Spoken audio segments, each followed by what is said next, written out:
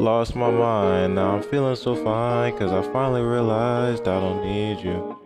I'm feeling sublime, and you're watching me shine, and you realize it's time I don't need you. Subject. I do want to discuss the inauguration because today is January 20th, and today is inauguration. We have a new president, and we have the first Black female vice president, first female vice president um, in the United States ever. So that's why I have my pearls on for Kamala. And um, I just wanted to mention that because we inducted a new president today. And we do have the first Black female vice president, and that's substantial. That's substantial. I'm sure if she did not have the right environment and the right mindset, she would not be where she is today. Period. So that is substantial. I just definitely wanted to give a little big ups to our new Vice President Harris, and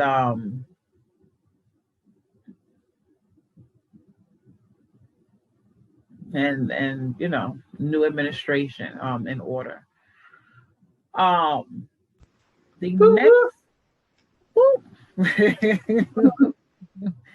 the next thing, as far as I wanted to talk about organization. Um, you spoke about working out. And one thing a lot of entrepreneurs do is a lot of them, not all of them, not all of them, but many entrepreneurs do have a exercise regimen.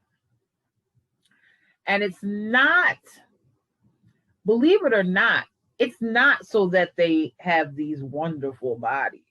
That's not what it's for. It's a part of their life regimen. They set aside time to do specific things. Like we set aside time every week to wash clothes. Because that's what we have to do for our household.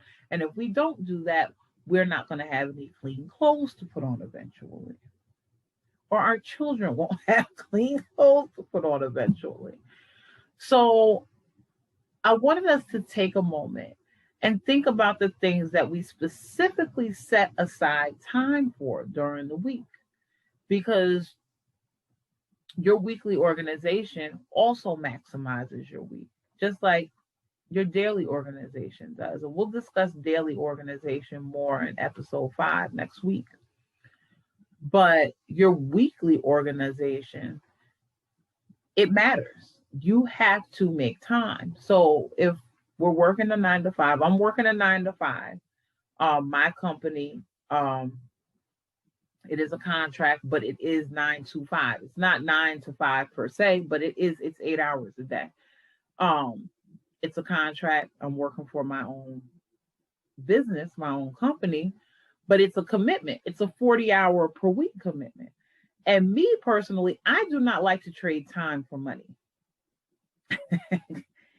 I learned a long time ago that I try to eliminate trading time for money, because as long as you're trading time for money, your money is limited.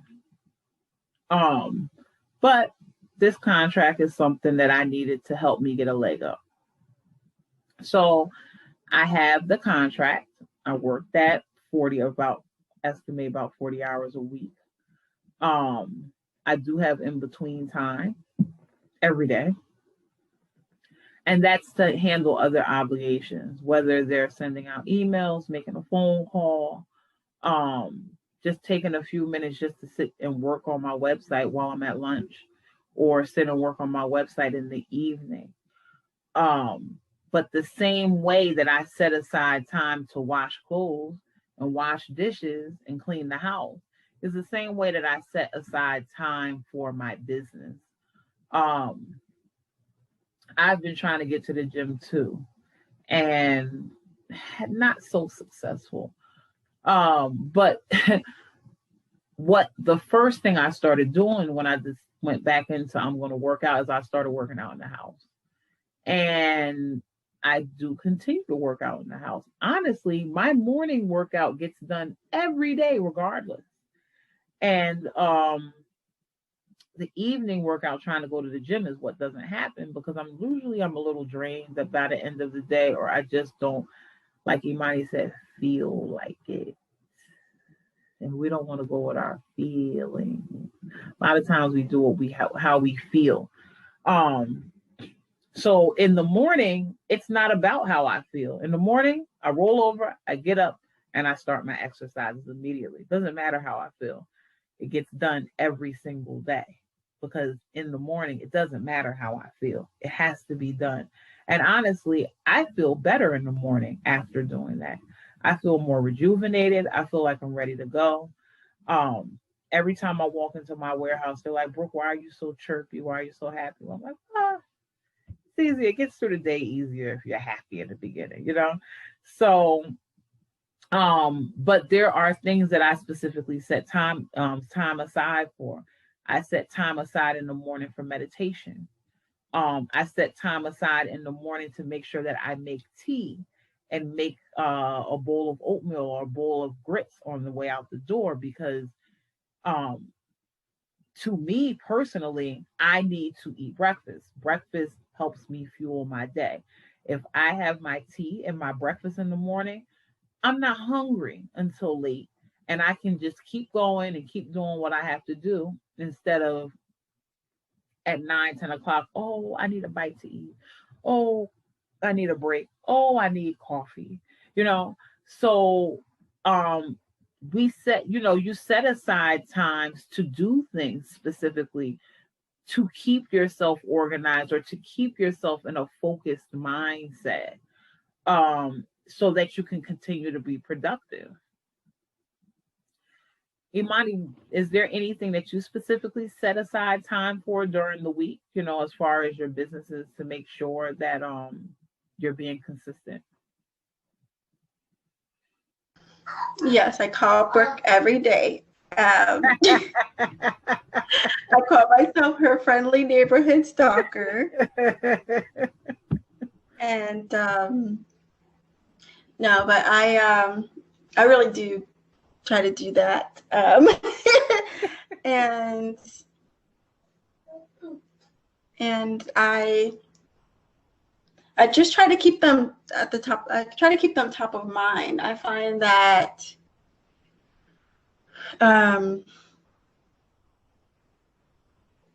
like I mentioned, I think it was in the second episode, we spoke about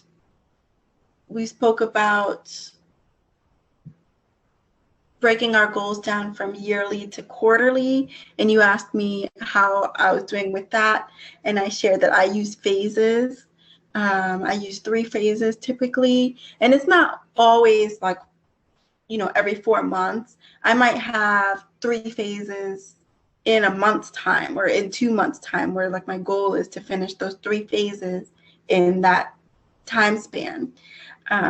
But for me, when I make my phases, every goal is dependent upon the first one being completed, and that helps me to accomplish whatever it is that I want to do, because as I go throughout my day, all I'm thinking about is the very next thing that I need to do, and I want to get that done as soon as possible so that I can get to the good stuff, so I can get to where I really want to get. So that's something that I make time for daily, is going over what that phase 1 or phase 2 goal is, and then what I need to do today to get that done. And then I do that immediate action toward that. And it sounds very repetitive. Every time you ask me the question, every time you ask me a goal-related question, I have the same answer. But it's because I'm just a firm believer in systems. I think like haphazard behavior doesn't yield the results that you're looking for. So whether it's by day, by month, by quarter, by year, I follow the same exact chain of events, and I follow that same exact system. So meditating on what that thing is, implementing an immediate action, and also I take some time to think about what serves me. I think that's a new practice that I've really liked. Sometimes I'll have a goal and I won't realize till I'm trying to implement it that it actually doesn't fit me, either my personality or my life right now. And so I also just give myself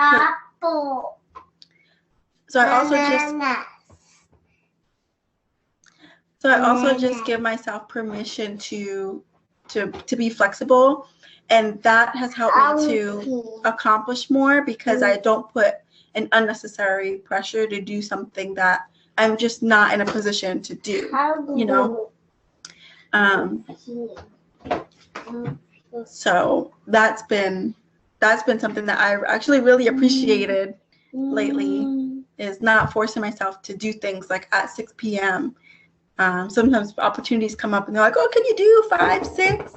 And old Imani would have been like, yeah, I'll figure it out, no problem. New Imani's like, I already know, and no, you know. So, but that, giving myself that flexibility to say no, or maybe even, please hold. Here, go play over there.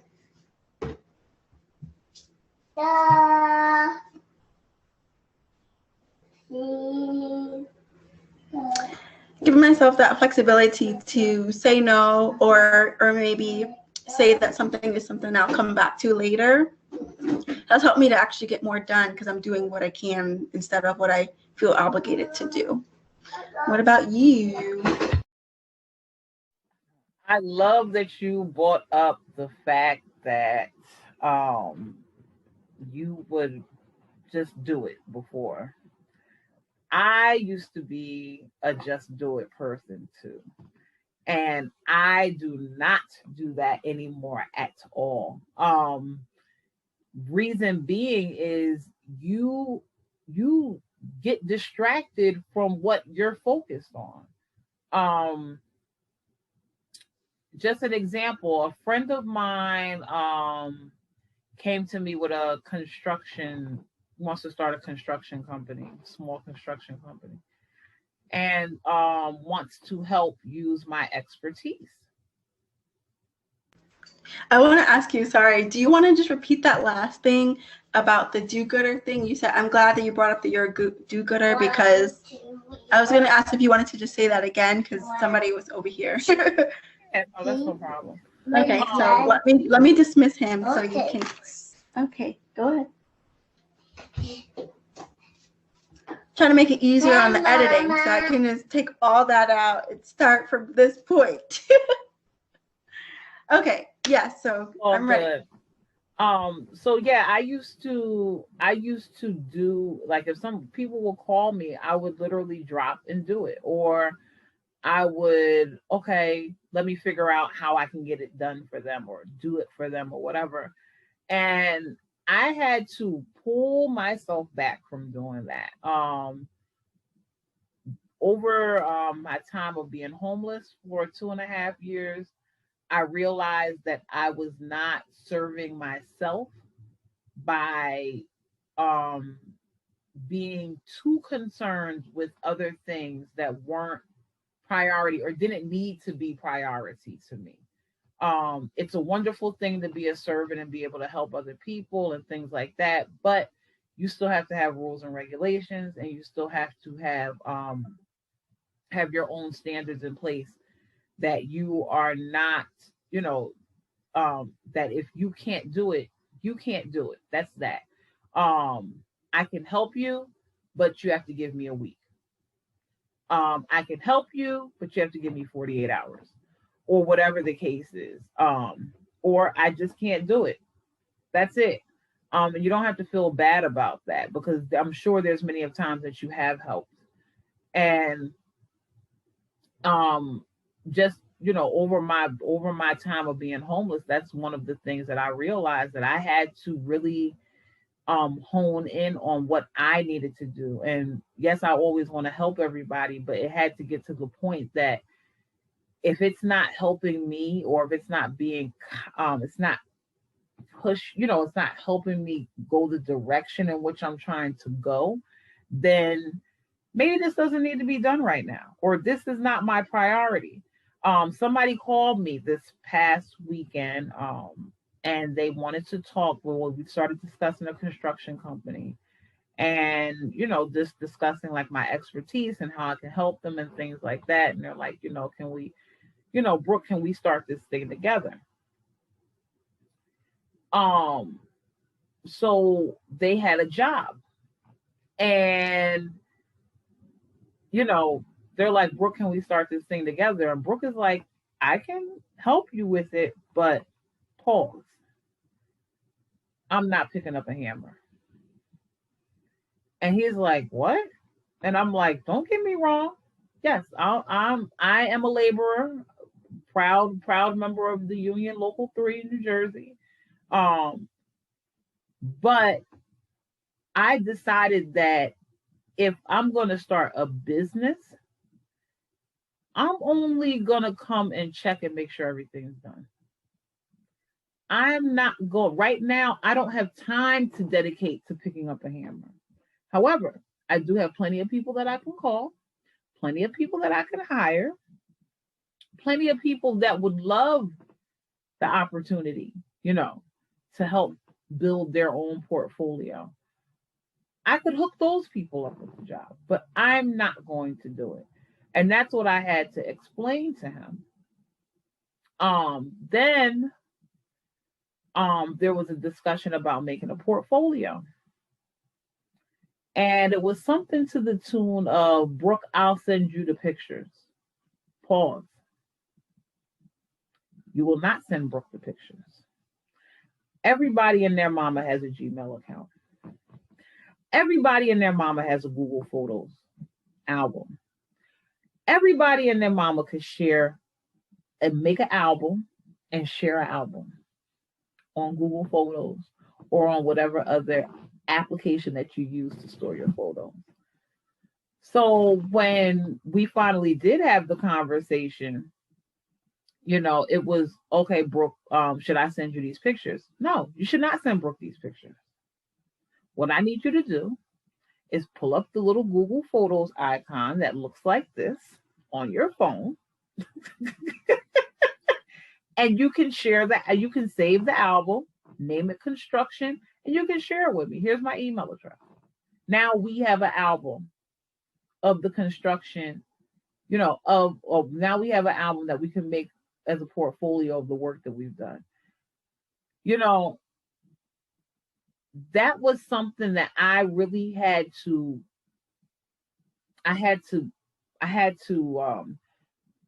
discipline myself over the last couple years to not help people with things that they can help themselves with, or not bend over backwards when I don't have to. It's not our job. And being a servant, and I know Imani can relate, we feel like we always want to help people, to our best of our ability, but our first priority is our household. Our first priority is our businesses. Our first priority is our goals. And if we put our stuff on the back burner, how could I help you? If I'm in a messed up position, how could I help somebody else? So I need to put myself on the front burner, so then I can position myself to assist others, efficiently. But that discipline of not, 6 o'clock, no, I cannot do it. I have children. I cook every day at 6 or whatever, whatever it is. That is discipline.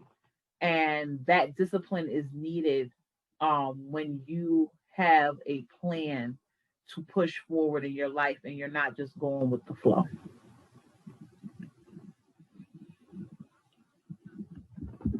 Well, last but definitely not least, next week we're going to discuss breaking your goals down from weekly to daily. And what I'm asking everybody to do is go ahead and break those goals down weekly to daily. Follow them this week. See how it goes. Write down your steps. Remember, weekly to daily, there's 5 steps. So 5 steps daily, Monday through Friday, okay, to get to your weekly goal. Now, yes, there's 7 days in a week.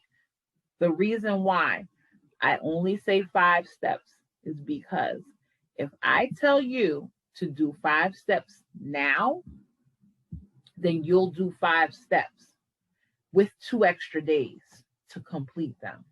Okay. If you do 7 steps, you have no extra days to complete them. So if you miss a step, you're screwed. And, Sunday is called our day of rest. Okay. The Sabbath day of the Sabbath. Everybody calls it different things. But for the most part, it's kind of a day of rest. Use those days as your extra days. Plan your week out Monday through Friday, even though you are working that 9 to 5 job. Maybe Thursdays and Fridays goals are going to be completed on Saturday because you plan on sitting in the house on Saturday. But it's up to you to decide what you're going to do and what works best for you. So,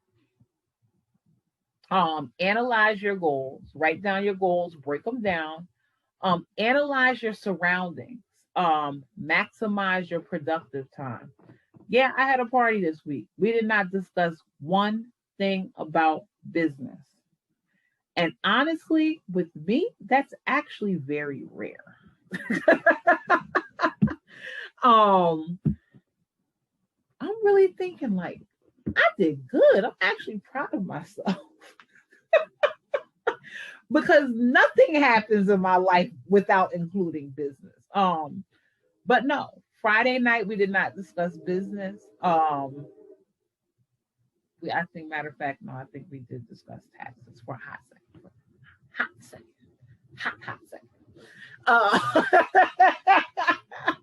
We discussed taxes with one of my girlfriends that's an accountant also. Me and her discussed not taxes. We actually discussed her entrepreneurial path and what she wants to do.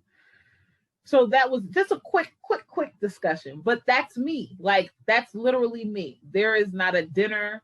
There is not a party. There is nothing that happens in my life without discussing something entrepreneurial. And honestly, I'm not satisfied. Like, I'm cool with, having a party and, oh, guess what? We built a business plan during the party. Like, that's cool with me. I don't feel like I wasted that time. So, but analyze your surroundings. Figure out ways that you can maximize your time. Where can you cut? Where can you make cuts? Where can you make more time? Where can you use more time? How can you note things when you're on the run, when you're moving around? Me, I'm always driving. So I actually put a notebook into my car this year, 2021. Not only for my mileage, but for my notes too. Today I wrote down a whole bunch of notes. I need to order a bunch of different parts from the auto warehouse in the morning for my car.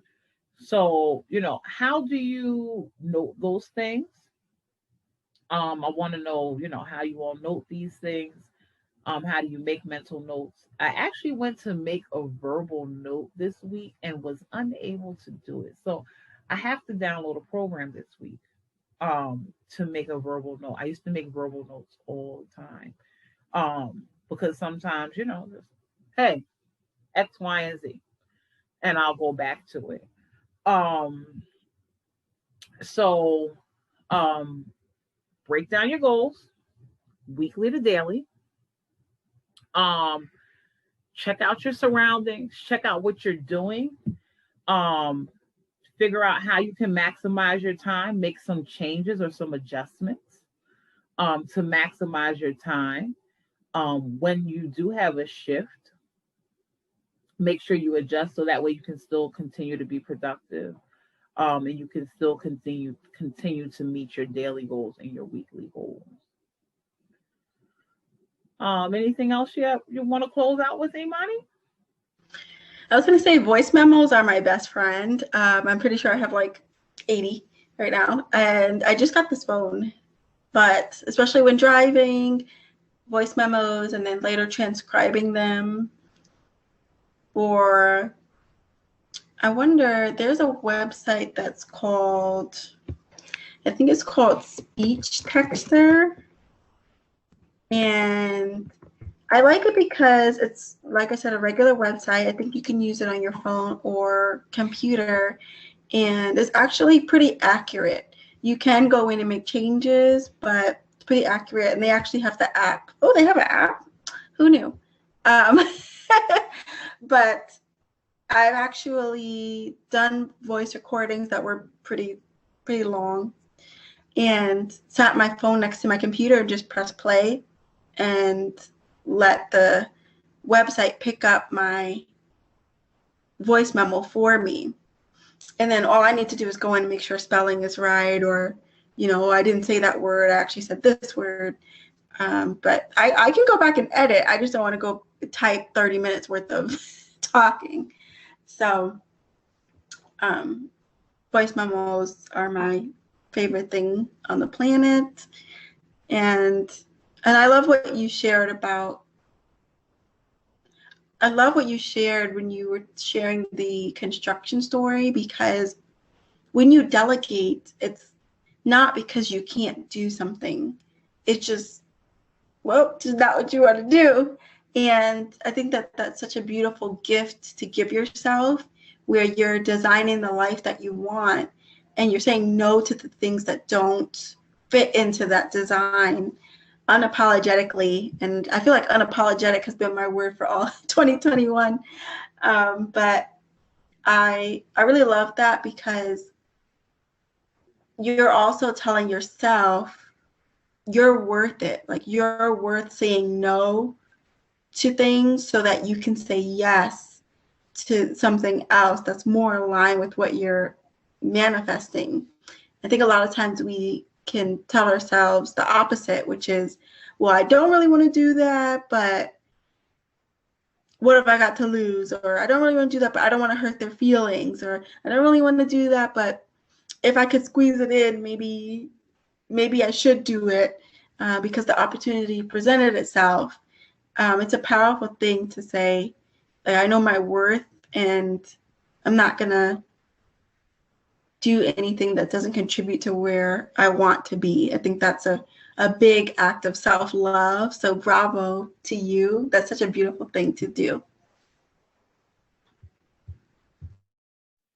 Well, even one of my big things there was, and I told him, I said, look, you're calling me. I was working that night. And I'm like, you're calling me and you're pretty much like, you want to do something, but you're asking me, Brooke, what are you going to do? Brooke is not going to carry your business.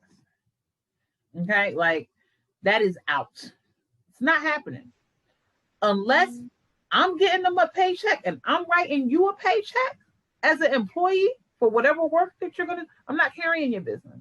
I'm not. And that was just like, sometimes I get so caught up in helping that, you end up carrying. And that's something I'm trying to get away from. I'm really trying to get away from. It's a discipline that that I'm learning, within myself. And it's the nurturing side of being a woman. Like, we want to help, we want to nurture, but we cannot carry, because if you carry, guess whose back it's going to be on? Guess who the pressure is going to be on? It's going to be on you. And then what happens to your goals and the stuff that you wanted to do for you, at the end of the year? It's not done because you're carrying everybody else's baggage. Well, I want to thank you all for coming and joining us again.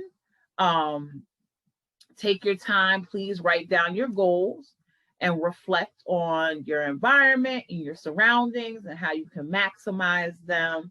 And me and Imani hope to see you all next week. Yes. Bye, everybody. Best of luck. Thank you so much for joining us. And just remember, you are heaven sent as well. Absolutely. God got me, plant his seeds, let me breathe, cause I need him. Stay faithful, not hateful, I'm playful, cause he got me. He called me his angel, I'm flying to heaven. Just know that he sent me from heaven to